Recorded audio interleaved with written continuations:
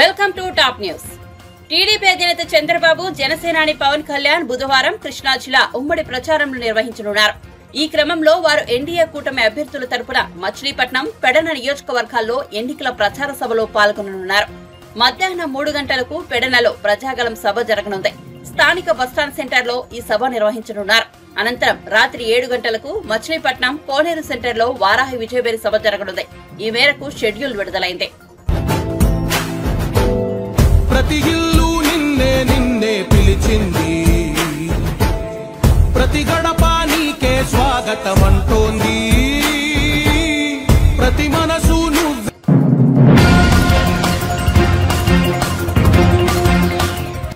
రెండు రోజుల కిందట నారాయణపేట సభలో ముఖ్యమంత్రి భయం, ఆ వణుకు చూస్తే ఈ గవర్నమెంట్ ఏడాది కూడా ఉండేటట్లు లేదని అనిపిస్తోందని బీఆర్ఎస్ అధినేత కేసీఆర్ పేర్కొన్నారు. ఎవడు ఎప్పుడు పోయి బీజేపీలో కలుస్తాడో, ముఖ్యమంత్రి జంపు కొడతాడో ఏమైతుందో తెలియదని, ముఖ్యమంత్రి ఈడొక మాట మాట్లాడితే ఢిల్లీకి పోయి బీజేపీకి ఓటేయమని టీవీలో చెప్తాడని ఎద్దేవా చేశారు. సంగారెడ్డి జిల్లా చౌటకూర మండలం సుల్తానాపూర్లో మంగళవారం నిర్వహించిన బీఆర్ఎస్ ప్రజా ఆశీర్వాద సభలో కేసీఆర్ ప్రసంగిస్తూ ఈ వ్యాఖ్యలు చేశారు. తిరగబడ్డ జనం తెలంగాణలో సర్వే రిపోర్ట్లు వస్తున్నాయి, కాంగ్రెస్ కు 2 సీట్ల కన్నా ఎక్కువ రావు అని. అంతటా అన్ని జిల్లాలలో కూడా రైతాంగం తిరగబడతా ఉంది. అందుకే ముఖ్యమంత్రి నిన్న నారాయణపేట సభలో ఆయన భయం, ఆయన కంపం చూస్తే ఈ గవర్నమెంట్ ఏడాది కూడా ఉండట్లేదని మనం చేస్తా ఉన్నా. ఎవడు ఎప్పుడు పోయి బీజేపీలో కలుస్తాడో, ముఖ్యమంత్రి జంపు కొడతాడో ఏమవుతుందో, ముఖ్యమంత్రి ఈడో మాట మాట్లాడతాడు, ఢిల్లీకి పోయి బీజేపీ కోటేమని టీవీలో చెప్తాడు. అంటే ఏం జరుగుతుంది? ఎవరికి ఎవడు బీ టీము, ఎవరు కలిసిపోయినరు ఒకసారి ఆలోచన చేయాలి. దయచేసి ఏ మార్పాటుగా ఉంటే ఇబ్బంది జరుగుతుంది. కాంగ్రెస్ గతంలో కూడా మీరు 60 ఏళ్ళు చూసినారు, ఇంకా కూడా ముందటికి మోసపోతే దెబ్బతింటాం. ఇక బీజేపీ పార్టీ ఏమన్నా ఏకైనా పనిచేసిందా మన రాష్ట్రానికి? పెద్దలు చెప్పారు, అక్కెరకు రాని చుట్టము, మొక్కిన మరం ఇయ్యని వేల్పు, మోరమున దానెక్కిన బారని గుర్రము, గ్రక్కున విడవంగా వలవి కదరా సుమతన్. బీజేపీ అక్కరకు రాని చుట్టం. ఒక మెడికల్ కాలేజ్ ఇయ్యలే, ఒక నవోదయ కాలేజ్ ఇయ్యలే, ఒక జాతీయ ప్రాజెక్ట్ ఇయ్యలే. నేను స్టేజ్ ఎక్కుంటే హరీష్ రావు మాట్లాడుతుంటే విన్నా, ఆయన అన్ని చెప్పిండు. అవన్నీ 100% కరెక్టు. బీజేపీకి ఓటేసినా మన మంజీరా నదిలో వారేసిన గంటే అది ఎందుకు పనికిరాదని మనం చేస్తా ఉన్నాం. యువకులు ఒక గాడుపుల వాడి కొట్టుకొని పోకుండా, పిచ్చి పిచ్చిగా గుడ్డిగా ఓట్లేయకుండా దయచేసి ఆలోచన చేయాలి.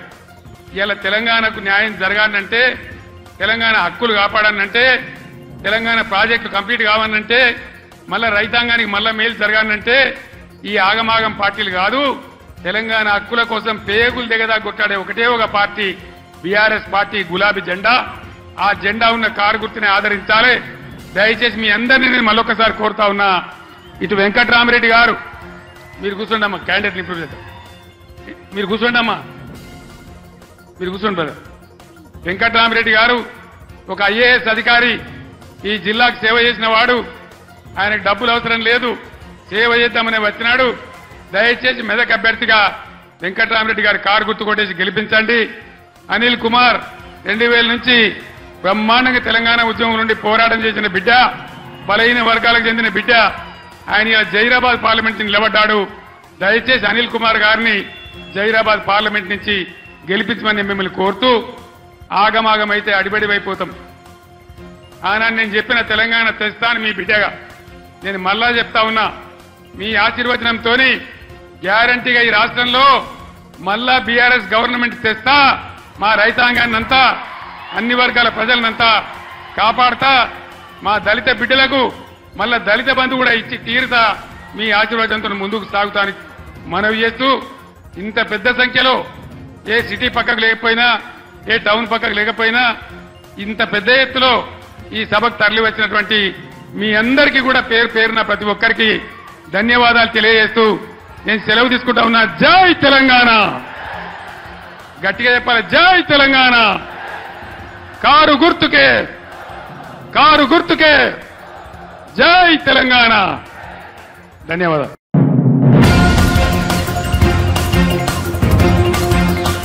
కళ్యాణాన్ని ప్రత్యక్ష ప్రసారం చేయవద్దని ఏప్రిల్ 4న ఈసీ ఆంక్షలు విధించింది. లోక్సభ ఎన్నికల నేపథ్యంలో ఈసీ ఈ ఆంక్షలు విధించింది. అయితే ఈ నిర్ణయాన్ని పునః పరిశీలించాలని తెలంగాణ రాష్ట్ర దేవాదాయ శాఖ ఎన్నికల సంఘానికి లేఖ రాసింది. 4 దశాబ్దాలుగా రాములవారి కళ్యాణాన్ని లైవ్ టెలికాస్ట్ చేస్తున్నామని ఆ లేఖలో పేర్కొంది. ఈసీ నిర్ణయంపై రాజకీయ పార్టీలు కూడా అభ్యంతరం వ్యక్తం చేశాయి. ఎన్నికలకు దేవుడికి సంబంధం లేదని పేర్కొన్నాయి. స్పందించిన ఎన్నికల సంఘం బుధవారం కళ్యాణం ప్రత్యక్ష ప్రసారానికి అనుమతినిచ్చింది.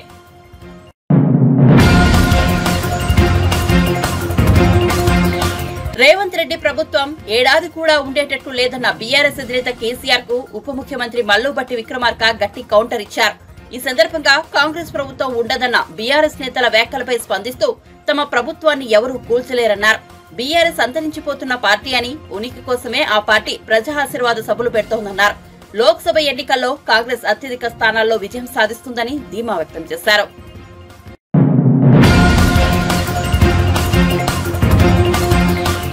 త్వరలో జరగనున్న ఎన్నికల్లో టీడీపీ అభ్యర్థుల గెలుపుకి ఎలా పనిచేయాలనే దానిపై ఎన్ఆర్ఐలకు దిశానిర్దేశం చేసేందుకు మంగళగిరిలోని టీడీపీ ప్రధాన కార్యాలయంలో ప్రత్యేక కార్యక్రమం నిర్వహించారు. బూత్ లెవెల్లో పనిచేసేందుకు రిజిస్టర్ చేయించుకున్న 1500 మంది టీడీపీ ఎన్ఆర్ఐలు చంద్రబాబును సీఎం చేయడమే లక్ష్యంగా పనిచేస్తామని ప్రతిజ్ఞ చేశారు. రానున్న ఎన్నికల్లో ఎన్డీఏ కూటమి గెలుపు కోసం క్షేత్రస్థాయిలో పనిచేసేందుకు 1500 మంది ఎన్ఆర్ఐలు తమ వివరాలు నమోదు చేసుకున్నారని టీడీపీ ఎన్ఆర్ఐ విభాగం వెల్లడించింది. కూడా ఎన్ఆర్ఐ టీడీపీ విభాగంలో సోషల్ మీడియా అండ్ మీడియా ఇన్ఛార్జిగా ఉన్నారు అమెరికాలో. ఆయన రాయలసీమ ప్రాంతం, రాయలసీమ 3 జిల్లాల్లో కూడా యాక్టివ్గా పార్టిసిపేట్ చేసి ఆయన టీం తోటి చేయటం కోసం అమెరికా నుంచి ఇక్కడికి వచ్చి ఉన్నారు. వాళ్ళందరూ కూడా ఈ కార్యక్రమాలు చేస్తారు.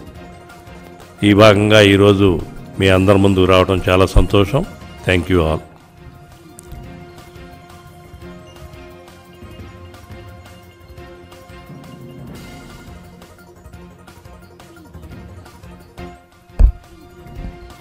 థ్యాంక్ యూ జయరామ్ గారు అండ్ సతీష్ గారు. సో ఈరోజు జయరామ్ గారు చెప్పినట్టు రాష్ట్రంలో జరుగుతున్న ఈ అరాచక పాలనని ఎట్లయినా అంతమొందించాలా, రాష్ట్రంలో మళ్ళీ చంద్రబాబు నాయుడు గారితోనే అభివృద్ధి సాధ్యం, సంక్షేమం సాధ్యం, రాష్ట్రం అభివృద్ధి పదంలో పోరావాలంటే ఖచ్చితంగా చంద్రబాబు నాయుడు గారు సీఎం అవ్వాలన్న ఆలోచనతోనే దృఢ సంకల్పంతో ఈరోజు రాయలసీమ ప్రాంతంలో ప్రచారం చేయడానికి నా వంతు సహాయంగా నేను ఈరోజు ఎన్ఆర్ఐ టీడీపీ అధికార ప్రతినిధిగా ఉన్నాను. నేను పార్టీకి సపోర్ట్ చేయాలి, పార్టీ కోసం పనిచేయాలన్న కృత నిశ్చయంతో ఈరోజు విజన్ ఫర్ విక్టరీ అనే క్యాంపెయిన్తో మీ ముందుకు వస్తున్నా. ఈ vision for victory campaign main ఉద్దేశం ఏంటంటే ఈరోజు రాయలసీమ ప్రాంతంలో వెనుకబడిన ప్రాంతం, ఈరోజు మాకు రిసోర్సెస్ లేవు. ఈరోజు చూస్తే కనుక అరాచక పాలన సాగుతోంది. జగన్మోహన్ రెడ్డి గారు ఈరోజు 5 సంవత్సరాల పరిపాలనలో రాయలసీమకు రావాల్సిన ఎటువంటి కంపెనీలు కానీ, లేకపోతే అభివృద్ధి కానీ, లేకపోతే రాష్ట్రంలో ఏది జరగలేదు. కాబట్టి ఈరోజు మా ప్రాంతం అభివృద్ధి చెందాలంటే మళ్ళీ చంద్రబాబు నాయుడు గారు సీఎం అవ్వాలన్న ఉద్దేశంతో మా ప్రాంతంలో నిలబడుతున్న ఈ ఎమ్మెల్యే క్యాండిడేట్స్ అవ్వచ్చు, ఎంపీ క్యాండిడేట్స్ని సోషల్ మీడియా ప్రజెన్స్ క్రియేట్ చేసి వాళ్ళని మా ఎన్ఆర్ఐ టీడీపీ తరఫున వాళ్ళకి సపోర్ట్ చేసి వాళ్ళకి కావాల్సిన అన్ని ఫెసిలిటీసు, లేకపోతే వాళ్ళకి కావాల్సిన ప్రచారానికి కావాల్సిన అన్నీ కూడా సపోర్ట్ చేయడానికి ముఖ్య ఉద్దేశంతో ఈ విజన్ ఫర్ విక్టరీ అనే క్యాంపెయిన్ ప్రోగ్రామ్ స్టార్ట్ చేస్తున్నాం.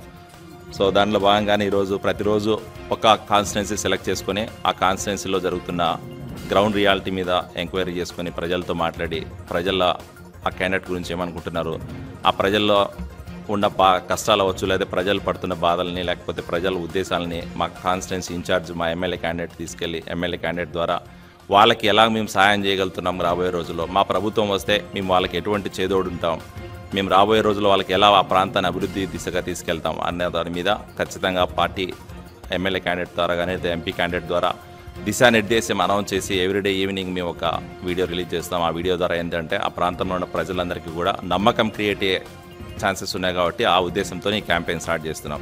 ఈ క్యాంపెయిన్లో ఇంకొక ముఖ్య ఉద్దేశం ఏంటంటే ఈరోజు ఎన్ఆర్ఐ టీడీపీ నుంచి కొన్ని వేల మంది సపోర్ట్ చేస్తున్నారు పార్టీ కోసం. వాళ్ళందరూ కూడా పార్టీలో ఉన్న కార్యకర్తలు, అలాగే పార్టీ కోసం ఖచ్చితంగా పనిచేస్తున్న వాళ్ళు, వాళ్ళకి వారధిలాగా ఈరోజు ఈ క్యాంపెయిన్ ప్రోగ్రామ్ స్టార్ట్ అవుతుంది. ఈ క్యాంపెయిన్ ప్రోగ్రాము ఇటు ఎన్ఆర్ఐ టీడీపీకి అలాగే ఇక్కడ ఉన్న మా ఎమ్మెల్యే క్యాండిడేట్స్కి అందరికీ కూడా వారధిలాగా పనిచేసి వాళ్ళతో ఇంటరాక్టివ్ సెషన్స్ కూడా కండక్ట్ చేసి ఎవ్రీడే కానీ లేకపోతే వీక్లీ వన్స్ కానీ రాయలసీమ ప్రాంతంలో ఉన్న అందరికీ కూడా అందుబాటులోకి వచ్చేట్టుగా ఛాన్స్ ఉంది. సో దాని ముఖ్య ఉద్దేశం.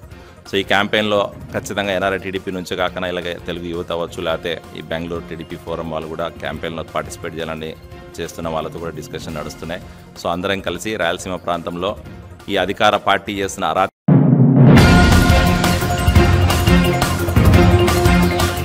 గత ఎన్నికల సమయంలో హత్యకు గురైన వైఎస్ వివేకానందరెడ్డి కుమార్తె సునీతారెడ్డి తమకు న్యాయం చేయాలంటూ తీవ్ర పోరాటం చేస్తున్న సంగతి తెలిసిందే. మీడియా సమావేశం నిర్వహించి ఎంపీ అవినాష్ రెడ్డి కాల్డేటా బయటపెట్టారు. దీనిపై అవినాష్ రెడ్డి తీవ్ర స్థాయిలో స్పందించారు. తనపై సునీత కుట్రపూరితంగా ఆరోపణలు చేస్తోందని మండిపడ్డారు. ఎన్నికల సమయంలో రాజకీయంగా బురద చెల్లాలని చూస్తున్నారని అన్నారు. వివేకాను హత్య చేసినట్లు దస్తగిరి ఇప్పటికే ఒప్పుకున్నా దస్తగిరి అప్రూవర్ గా మారేందుకు సునీత ఒప్పందం చేసుకుందని ఆరోపించారు. ఈ కేసులో దస్తగిరిని సాక్షిగా మార్చి తమను ఇరికించాలన్నది సునీత కుట్ర అని పేర్కొన్నారు. దస్తగిరి బెయిల్ కు సునీత అభ్యంతరం చెప్పకపోవడాన్ని అందరూ గమనించాలని కోరారు. మంచి శిష్యుడివి, నువ్వు మా నాన్న ఈ రకంగా చనిపోయినాడు, నువ్వు సిబిఐ దగ్గర వాంగ్మూలం ఇవ్వాలన్నా అన్నారు.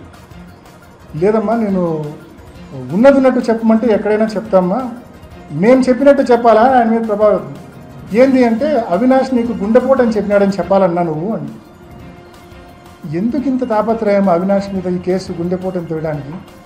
మీకు కావచ్చు, చంద్రబాబు నాయుడు గారికి కావచ్చు, ఏమంత తాపత్రయము? నేను అడుగుతున్నా ఒకటి సింపుల్గా, ఇది ఇందాక మన ఢిల్లీలో కాన్స్టిట్యూషన్ క్లబ్లో మా అక్క ప్రెస్ మీట్ పెట్టి చెప్పింది.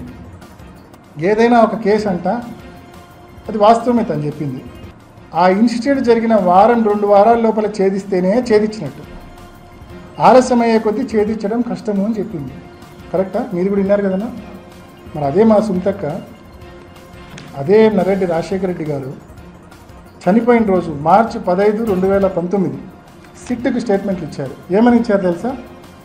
మాకు కృష్ణారెడ్డి ఫోన్ చేసినప్పుడు మా నాన్నకు గాయాలున్నాయి, బాత్రూంలో పడి ఉన్నాడు అంటే మా నాన్నకు గతంలో కూడా హార్ట్ ప్రాబ్లం ఉన్నందున బహుశా హార్ట్ అటాక్ వచ్చి అందువలన కింద పడి తలకు ఏదైనా తగిలి గాయాలై ఉంటాయేమో అని ఊహించి కృష్ణారెడ్డిని ఆ విధంగా పోలీసులకు ఫిర్యాదు చేయమని చెప్పినాము.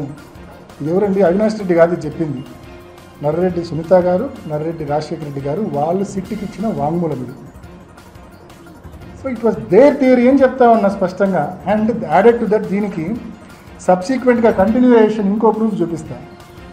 వీళ్ళందరూ కలిసే కదా రాజశేఖర రెడ్డి గారు, శివప్రకాష్ రెడ్డి గారు, సునీతమ్మ హైదరాబాద్ నుంచి అంతా కలిసే కదా బయలుదేరింది. ఇందాక నేను చదివి వినిపించింది సునీతక్కది, రాజశేఖర్ వాళ్ళ ఇద్దరు స్టేట్మెంట్లో ఉంది. హార్ట్ అటాక్, స్టంటు, కింద పడినాడు, తల గాయమైంది. ఇది Adinarayana Reddy SIT investigation attend అయినాక బయటకు వచ్చి ఇచ్చిన స్టేట్మెంట్. స్పష్టంగా చెప్తాడు శివప్రకాష్ రెడ్డి ఆయన కొడుకు వాళ్ళిద్దరు కూడా ఇట్లా గుండెపోటుతో చనిపోయినట్టు మీరు వినండి. అధికారులు టీడీపీ ఎమ్మెల్సీ బీటెక్ రవి, మాజీ మంత్రి ఆదినారాయణ రెడ్డి, డ్రైవర్ దస్తగిరి ప్రకాశ్లను ప్రశ్నించారు. ఇద్దరు నుంచి వివరాలు సేకరించారు. వివేకానంద రెడ్డి మార్చి 15 నాడు ఉదయాన్నే నేను విజయవాడలో ఉన్నప్పుడు టీవీ వివేకానంద రెడ్డి గారు గుండెపోటు వలన చనిపోయినాడనే వార్త మేము విజయవాడలో ఉన్నప్పుడు జరిగినది. ఆ రోజు నేను నాతో పాటు శేఖర్ రెడ్డి అని మా కజిన్ ఒక ఆయన కాంట్రాక్టరు, శివప్రకాష్ రెడ్డి వివేకానంద రెడ్డి గారి యొక్క సొంత బావమరిది భూమిలో దొరికినప్పుడు నేను చెప్పిన మాట సారీ చెప్పినా బాధాకరంగా. ఎందుకు నా ఇట్లా జరిగిందంటే ఆయన ఎక్కువ సిగరెట్ తాగేవాడని, స్టంట్ వేసినారని, వామిటింగ్ వల్ల జరిగిందనే విషయం చెప్పిన తర్వాత వాళ్ళ కొడుకు కూడా నాతో మాట్లాడితే అదే విషయం చెప్పినాడు. ఈరోజు అన్ని విషయాలు ప్రస్తావనకు వచ్చినాయి. మీకు పరమేశ్వర రెడ్డి తెలుసా, రవీంద్రనాథ్ రెడ్డి బీటెక్ ఎలా పరిచయము, ఇంకా ఎలా జరిగి ఉండొచ్చని వివిధ ప్రశ్న.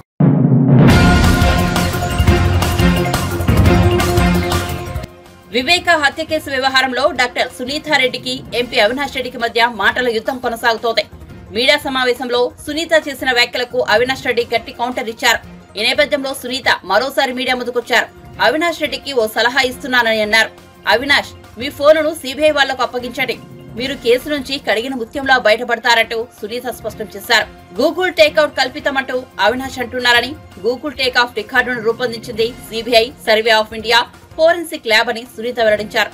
ఈ సంస్థలకు అవినాష్ పై ఏమైనా కోపం ఉంటుందా అని ప్రశ్నించారు. చేసింది రంగన్న స్టేట్మెంట్ తర్వాత డిలే అయ్యింది, దస్తగిరి స్టేట్మెంట్ తర్వాత డిలే అయింది.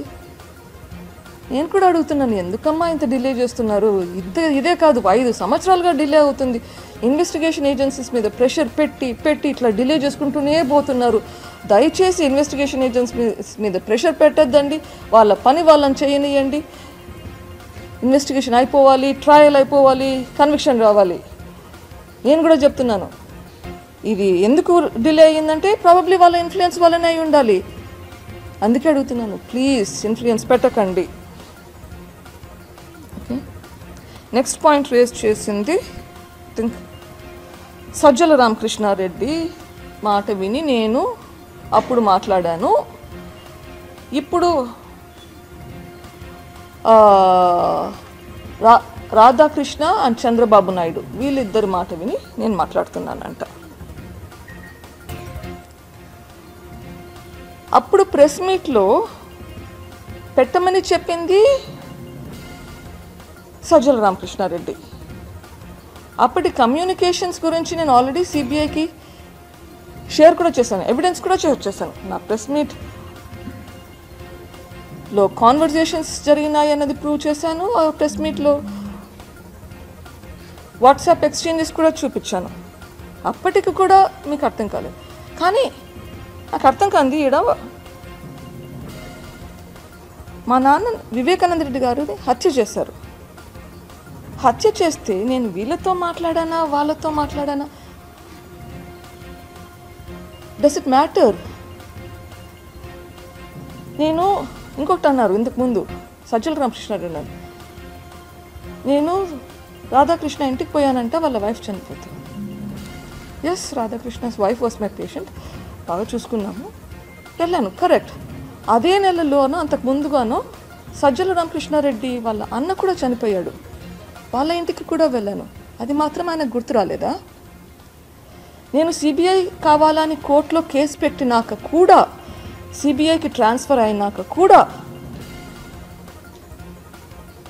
మా మామగారు డాక్టర్ ఈసీ గంగిరెడ్డి చనిపోయినప్పుడు వెళ్ళి భారతి గారిని కూడా కలిసినాను. నీకు అది గుర్తు రాలేదా? ఇది మానవత్వంకి సంబంధించింది. ఎవరైనా ఎవరితోన్నా మాట్లాడితే దానికి ఏదో కారణాలు ఉండొచ్చు. అన్నీ మీకు పాలిటిక్సేనా? నేను ఇక్కడ ఫైట్ చేసేది ఒక లీగల్ బ్యాటిల్. మా నాన్నగారిని హత్య చేశారు, అతి దారుణంగా హత్య చేశారు, కిరాతకంగా హత్య చేశారు. గొడ్డలితో ఎట్లా నరికారంటే అవి ఆల్రెడీ మీకు చూపించాను. అట్లా చంపితే మీకు పాలిటిక్స్ గుర్తొస్తున్నాయి. ఎవరు పేషెంట్స్ నేను హాస్పిటల్కి వచ్చినా నేను కలుస్తాను, మాట్లాడతాను. మీరు ఇప్పుడు హాస్పిటల్కి వచ్చి నన్ను ట్రీట్మెంట్ చేయమన్నా చేస్తాను. అన్నిటికీ పాలిటిక్స్ ఉండాల్సిన అవసరం లేదు. There is life beyond politics.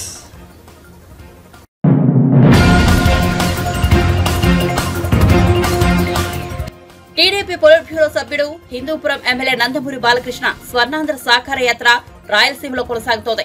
Kurnool జిల్లా ఎమ్మిగనూరులో బాలకృష్ణ రోడ్ షో నిర్వహించారు.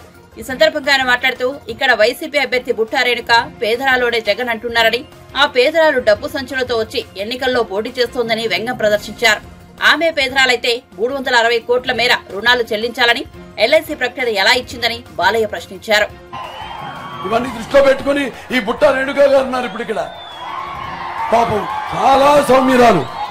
మన జగన్ చెప్తున్నాడు చాలా పేదరాలని.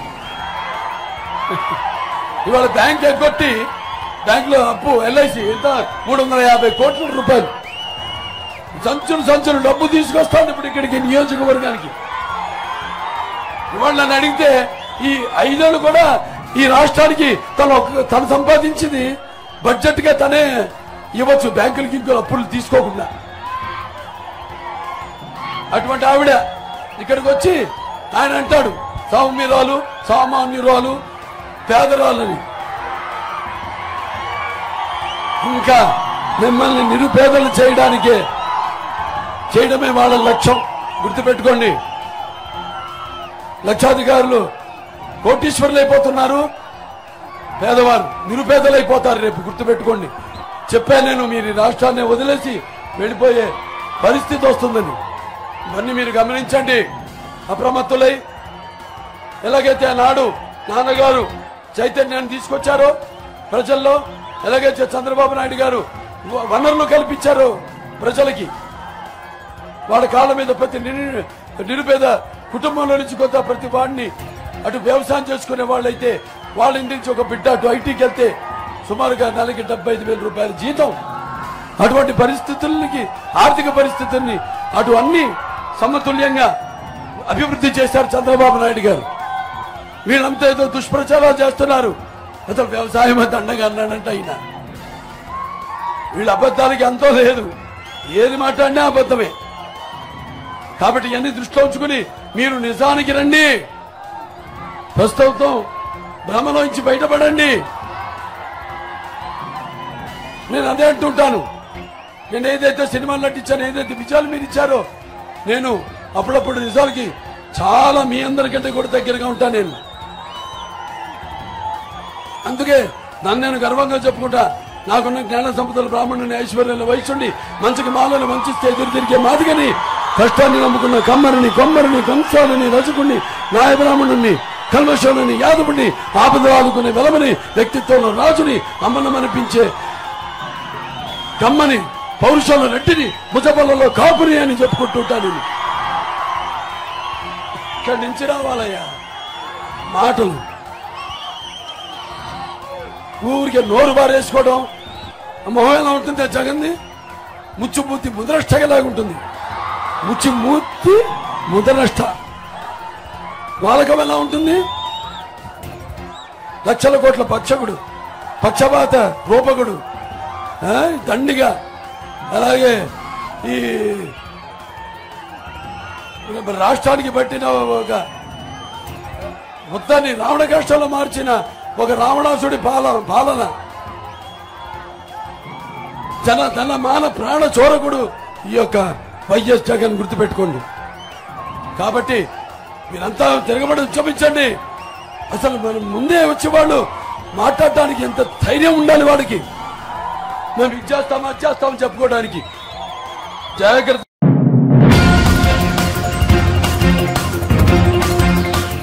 ఆంధ్రప్రదేశ్ లో సంచలనం సృష్టించిన దళిత యువకుల శిరోముండనం కేసుకు సంబంధించి ఎట్టకేలకు తీర్పు విడుదలైంది.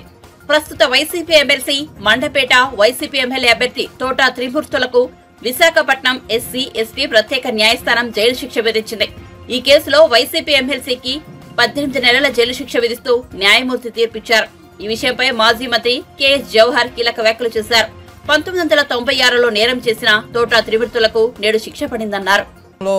28 ఏళ్లు తీర్పు రావడానికి సమయం పట్టింది. ఈ సందర్భంగా ఒకటే డిమాండ్ చేస్తా ఉన్నాం, జగన్మోహన్ రెడ్డి, నీకు రాజ్యాంగం మీద నమ్మకం ఉన్నా, అంబేద్కర్ గారి ఆలోచన పట్ల అవగాహన ఉన్నా, ఏదైతే తోటా త్రిమూర్తుల్ని పార్టీ నుంచి బహిష్కరించు, లేదంటే అలాంటి వాళ్ళకి టికెట్లు ఇచ్చి లైసెన్స్ ఇచ్చినట్టుగానే మేము భావిస్తాం. దళితుల యొక్క మాన ప్రాణాలకు రక్షణ లేదు జగన్మోహన్ రెడ్డి పరిపాలనలో అనేది రుజువైంది. ఎందుకంటే దాదాపుగా 185 మంది దళితుల మీద ఈరోజు అనేక హత్యలు కానీ అత్యాచారాలు కానీ నీ యొక్క ఇలాకాలో జరిగాయి. బీహార్ కన్నా దారుణంగా ఈ రాష్ట్రంలో దళితుల మీద దాడులు జరిగాయనే విషయం జగన్మోహన్ రెడ్డికి తెలుసు. ఎందుకంటే వరప్రసాద్ శిరోమండనం చేసిన తర్వాత సాక్షాత్తు రాష్ట్రపతి జోక్యం చేసుకున్నప్పటికీ కూడా ఈ రోజుకి కూడా న్యాయం జరగకుండా ఆ వరప్రసాద్ నానా తిప్పలు పెట్టినటువంటి విషయం మనందరం కూడా చూసాం. సాక్షాత్తు పోలీస్ స్టేషన్లోనే శిరోమండనం చేయడం అనేది దేశ చరిత్రలోనే ఒక సంచలనాత్మకమైనటువంటి విషయం. ఈరోజు కూడా అడుగుతా ఉన్నాం, తోటా త్రిమూర్తులు నీ పార్టీలో అభ్యర్థిగా ఉన్నాడు, తోటా త్రిమూర్తుల అభ్యర్థిత్వాన్ని రద్దు చేయి, నీ పార్టీ నుంచి బహిష్కరించు. అప్పుడే రాజ్యాంగం పట్ల కానీ, అంబేద్కర్ గారి పట్ల కానీ, దళితుల పట్ల కానీ కొంతలో కొంతైనా నీకు ఉన్నదనే విషయం మేము అందరం కూడా అర్థం చేసుకుంటాం. అంతే తప్ప తోటా త్రిమూర్తులను కొనసాగిస్తే ఈరోజు శిరోమండనాన్ని నువ్వే ప్రోత్సహించినట్టు అవుద్ది. ఆ రోజు కానీ ఈ రోజు కానీ దళితులకు అండగా ఉన్న తెలుగుదేశం పార్టీ, దాంతోపాటు ఈరోజు అనేక సంఘటనలు ఎందుకంటే మాస్క్ అడిగిన నేరానికి నర్సీపట్నంలో డాక్టర్ ఏదైతే సుధాకర్ని చేతులు విరిచికట్టి నడి రోడ్డు మీద బట్టలు లేకుండా పోలీసులు తిప్పితే అది ఆత్మహత్యగా చిత్రీకరించినటువంటి పరిస్థితి. ఈరోజు పోలీసుల మీద కూడా చర్యలు లేవు. డాక్టర్ అనిత గారి మీద వైకాపా వ్యక్తులు ఆమెను ఏ విధంగా ఇబ్బంది పెట్టారు, ఏ విధంగా నిర్బంధించారు, వాళ్ళ మీద ఈ రోజుకి కేసులు లేవు. ఇలా చెప్పుకుంటూ పోతే అనేక సంఘటనలు ఈ దానిలో ఉన్నాయి. ఈరోజు మా డిమాండ్ ఒకటే, తోట త్రిమూర్తులే కాదు అనంతబాబుకు కూడా నువ్వు లైసెన్స్ ఇచ్చి పిల్లి అనంతబాబు ఏదైతే అనంతబాబు ఉన్నాడో అనంతబాబుని ఎమ్మెల్సీ డోర్ డెలివరీ చేసి వీధి సుబ్రహ్మణ్యాన్ని ఏ విధంగా హత్య చేసి డోర్ డెలివరీ చేశారంటే నీ రాజ్యంలో నీ పాలనలో దళితులు ఏ విధంగా బ్రతుకుతా ఉన్నారు, దళితుల ప్రాణాలకు ఏ విధంగా విలువ లేకుండా పోయింది అనేది మనందరం కూడా అర్థం చేసుకోవాలి. దళితులందరం ఒకటే కోరుతా ఉన్నా, శిరోముండనం చేసినటువంటి తోట త్రిమూర్తులు, అదేవిధంగా అనంతబాబు హత్య చేసినటువంటి సుబ్రహ్మణ్యం, వీళ్ళందరే కాకుండా వరప్రసాద్ శిరోముండనం, డాక్టర్ అనితారాణి, అదేవిధంగా డాక్టర్ ఎవరైతే హత్యను ఉన్నారో ఇలాంటి వాళ్ళ హత్యలన్నీ కూడా జగన్మోహన్ రెడ్డి ఈ ప్రభుత్వం చేసిన హత్యలుగానే భావించాలి. దళితుల పట్ల జగన్మోహన్ రెడ్డి వైఖరి మొదటి నుంచి ఈ విధంగానే ఉంది. ఎందుకంటే పులివెందుల్లో దళిత మహిళ నాగమ్మని హత్య చేస్తే హత్యను ఖండించడానికి అత్యాచారం హత్య చేసినటువంటి పరిస్థితుల్లో ఆ రోజు మహిళా సంఘం నేతగా ఉన్నటువంటి అనిత గారు కానీ ఎంఎస్ రాజు గారు కానీ వెళితే వాళ్ళ మీద అట్రాసిటీ కేసులు పెట్టినటువంటి పరిస్థితి నీ రాజ్యంలో ఉంది, నీ పాలనలో ఉంది. ఒకటే అడుగుతున్నాం, నీకు ఎట్టి పరిస్థితుల్లో నమ్మకం లేదు. ఎందుకంటే అంబేద్కర్ గారి మీద కానీ ఆయన రచించిన రాజ్యాంగం మీద కానీ నీకు గౌరవం లేదనేది అనేక సంఘటనలు చెప్తా ఉన్నాయి. ఈరోజు ఒకటే అడుగుతా ఉన్నాం, విదేశీ విద్యకు అంబేద్కర్ గారు పేరు పెడితే అది తీసేసి జగన్ విదేశీ విద్య అనేది అని పెట్టి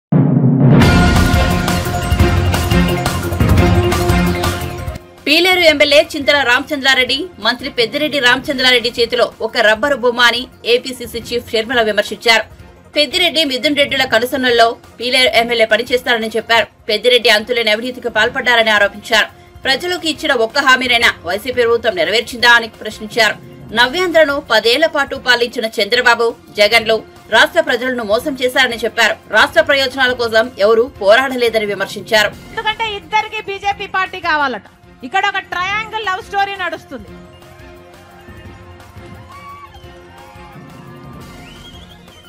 పోనీ బీజేపీ పార్టీ మనకి ఏమైనా చేసిందా అంటే ఒక్కటంటే ఒక్క వాగ్దానం నిలబెట్టుకోలేదు. ప్రత్యేక హోదా ఇవ్వగలరు కానీ బీజేపీ పార్టీ ఇవ్వదు. పోలవరం ప్రాజెక్టుకు మనం పూర్తి చేసుకోవడానికి డబ్బులు ఇవ్వచ్చు కానీ ఇవ్వదు. రాజధాని మనం కట్టుకోవడానికి డబ్బులు ఇవ్వచ్చు కానీ బీజేపీ పార్టీ ఇవ్వదు. మనకు ఒక్క లాభం చేయకపోయినా కూడా చంద్రబాబు గారేమో బీజేపీ పార్టీతో పొత్తు. మనకు ఒక్క లాభం చేయకపోయినా కూడా జగన్మోహన్ రెడ్డి గారేమో మోడీకి తొత్తు. ఇందుకేనా ఓట్లేస్తున్నది? ప్రజల ప్రయోజనాల గురించి ఎవరు పట్టించుకుంటున్నారు కాబట్టి. అందుకే చెప్తున్నాం, ఆలోచన చేసి ఓటు వేయండి. ఆలోచన చేసి ఓటు వేయకపోతే మీ భవిష్యత్తును వాళ్లకు రాసిచ్చేసినట్టే, మీ బిడ్డల భవిష్యత్తును కూడా రాసిచ్చేసినట్టే. ఈరోజు రాజశేఖర రెడ్డి బిడ్డ చెప్తుంది, ఈరోజు రాజశేఖర రెడ్డి బిడ్డ కాంగ్రెస్ పార్టీలో చేరింది అంటే ఎందుకు చేరింది? ఎందుకంటే ఒక్క కాంగ్రెస్ పార్టీ రాహుల్ గాంధీ గారు మాత్రమే ప్రత్యేక హోదా 10 సంవత్సరాల కోసం 10 సంవత్సరాల ప్రత్యేక హోదా కాంగ్రెస్ పార్టీ అధికారంలోకి వచ్చిన మొట్టమొదటి సంతకంలోనే పెడతాము ఇస్తాము అని చెప్పాడు కాబట్టి ఆ మాట పట్టుకొని వచ్చింది రాజశేఖర రెడ్డి బిడ్డ కాంగ్రెస్ పార్టీలోకి. ఒక్క కాంగ్రెస్ పార్టీ మాత్రమే ఆంధ్ర రాష్ట్రానికి చెందాల్సిన అన్ని హక్కులు కల్పించగలదు కాబట్టి బీజేపీని 10 సంవత్సరాలుగా చూశాం.